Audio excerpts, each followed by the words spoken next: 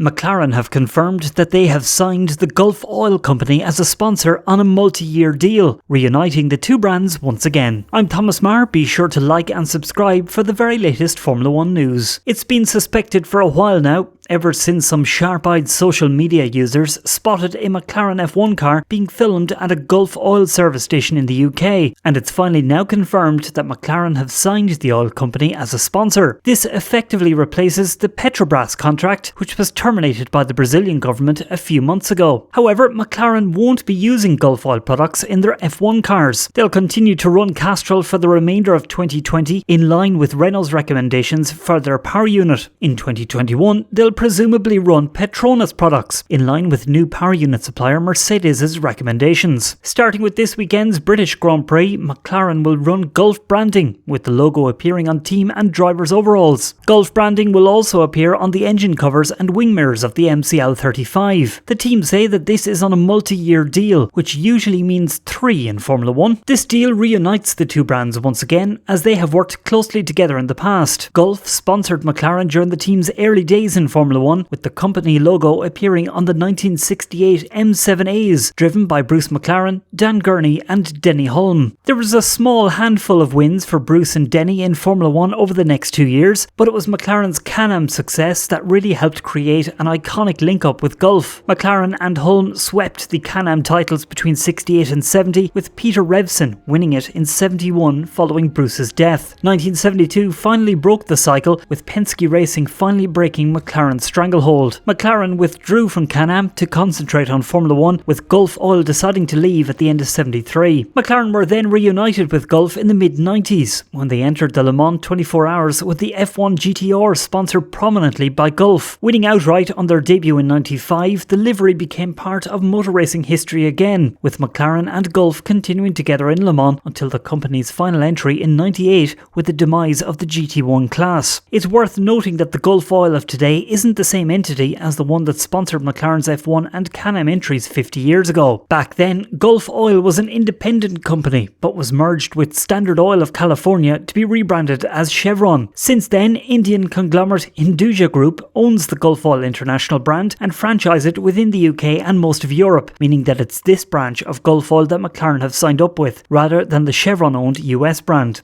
From 2021, Gulf will also supply the oil and fuel for the McLaren automotive branch, with cars rolling out at the factory filled with Gulf products. Private customers will also have the option of having their road cars hand-painted in Gulf liveries and colours, just like the Le Mans cars from the 90s. That's it from me for the moment. Don't forget to like and subscribe, and follow me on Twitter at Thomas Marr on F1.